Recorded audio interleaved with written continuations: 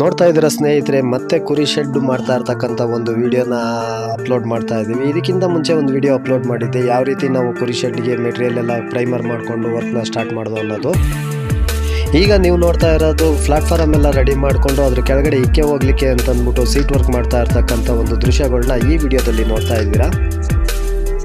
ನಮಗೆ ಅದಕ್ಕಿಂತ ಮುಂಚೆ ನಮಗೆ ಒಂದು ಮೇವನ್ನ ಸ್ಟೋರ್ ಮಾಡ್ಕೊಳ್ಳಿಕ್ಕೆ ನಮಗೊಂದು ಶೆಡ್ ಮಾಡಿಕೊಡಿ, ಈ ವರ್ಕ್ನ ಸ್ವಲ್ಪ ಹೋಲ್ಡ್ ಮಾಡ್ಕೊಳ್ಳಿ ಅಂತ ಹೇಳಿದ್ರು.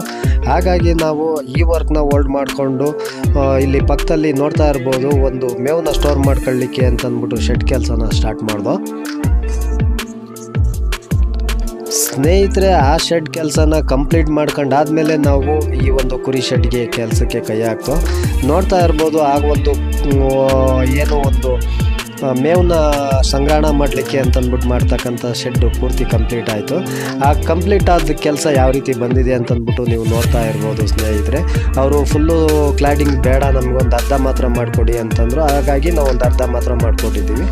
ಇದು ಹೆಚ್ಚು ಕಮ್ಮಿ ಒಂದು 10 ರಿಂದ 12 ಅಡಿಗೆ ಒಂದು 60 ಅಡಿ ಇರ್ತಕ್ಕಂಥ ಒಂದು ಮೇವು ಸಂಗ್ರಹಣಾ ಶೆಡ್ಡು ಇದಾಗಿರ್ತದೆ ಸ್ನೇಹಿತರೆ.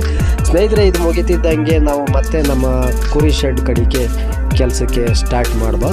ನೋಡ್ತಾ ಇರ್ಬೋದು, ಮ್ಯಾಟ್ಗಳೆಲ್ಲ ಅಷ್ಟರಲ್ಲಿ ಬಂದಿತ್ತು. ನಾವು ಸ್ಟೋರ್ ರೂಮ್ ಮಾಡೋ ಅಷ್ಟರಲ್ಲಿ ರೆಡ್ ಕಲರು ಹಾಗೂ ಒಂದು ಬ್ಲೂ ಕಲರ್ ಮ್ಯಾಟ್ನ ನಾವು ಕಾಂಬಿನೇಷನ್ ಆಗಿ ಹಾಕಿರ್ತಕ್ಕಂಥ ಒಂದು ಕುರಿ ಶೆಡ್ಡು ಈ ವರ್ಕ್ ಇದಾಗಿರ್ತದೆ.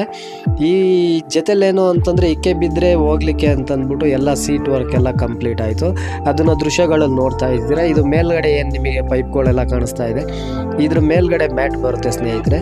ಇದು ವರ್ಕ್ ಎಲ್ಲ ಪೂರ್ತಿ ಕಂಪ್ಲೀಟ್ ಆದಮೇಲೆ ಯಾವ ರೀತಿ ಬಂದಿದೆ ಅಂತಂದ್ಬಿಟ್ಟು ಮತ್ತೆ ಮುಂದಿನ ದಿನಗಳಲ್ಲಿ ನಾವು ನಿಮ್ಮ ಮುಂದೆ ತೊಗೊಂಬರ್ತೀವಿ. ನೋಡ್ತಾ ಇರ್ಬೋದು, ಇಕ್ಕೆಗಳು 2 ಕಡೆಯಿಂದನೂ ಬಂದು ಒಂದು ಕಡೆ ಗೊಂತು ಥರ ಇದೆ, ಅದರೊಳಗೆ ಬೀಳೋ ಥರ ಮಾಡಿರ್ತಕ್ಕಂಥ ಒಂದು ಫ್ಯಾಬ್ರಿಕೇಷನ್ನು ಸೀಟ್ ವರ್ಕ್ ಇದಾಗಿರ್ತದೆ. ಯಾರಾದರೂ ಹೈಟೆಕ್ ಕುರಿ ಶೆಡ್ಡು ಅಥವಾ ಕೋಳಿ ಫಾರಮ್ಮು ಅಥವಾ ತೆಂಗಿನಕಾಯಿ ಶೆಡ್ ಏನಾರು ಮಾಡಿಸ್ಬೇಕು ಅನ್ನೋದೇನಾರು ಇತ್ತು ಅಂತಂದರೆ ವರದ್ರಾಜ್ ಫ್ಯಾಬ್ರಿಕೇಷನ್ ಅವ್ರನ್ನ ಸಂಪರ್ಕ ಮಾಡಿ. ಹಾಗೆ ಈ ವಿಡಿಯೋನ ಯಾರು ಯೂಟ್ಯೂಬಲ್ಲಿ ಫಸ್ಟ್ ಟೈಮ್ ನೋಡ್ತಾ ಇದ್ದಾರೆ ಅವರು ಸಬ್ಸ್ಕ್ರೈಬ್ ಆಗೋದು ಮಾತ್ರ ಮರಿಬೇಡಿ. ಹಾಗೆ ಇನ್ಸ್ಟಾಗ್ರಾಮಲ್ಲಿ ಯಾರಾದರೂ ನೋಡ್ತಾ ಇದ್ದರೆ ಫಾಲೋ ಮಾಡೋದು ಮಾತ್ರ ಮರಿಬೇಡಿ. ಹಾಗೆ ಫೇಸ್ಬುಕ್ಕಲ್ಲಿ ಯಾರಾದರೂ ನೋಡ್ತಾ ಇದ್ದರೆ ನಮ್ಮ ಒಂದು ಪೇಜ್ನ ಫಾಲೋ ಮಾಡಿ ಅಂತ ಹೇಳ್ತಾ ನೋಡಿ, ನೆಕ್ಸ್ಟ್ ವರ್ಕೆಲ್ಲ ಯಾವ್ಯಾವ ರೀತಿ ಬಂದಿದೆ ಅಂತಂದ್ಬಿಟ್ಟು ನೋಡ್ತಾ ಹೋಗ್ಬೋದು.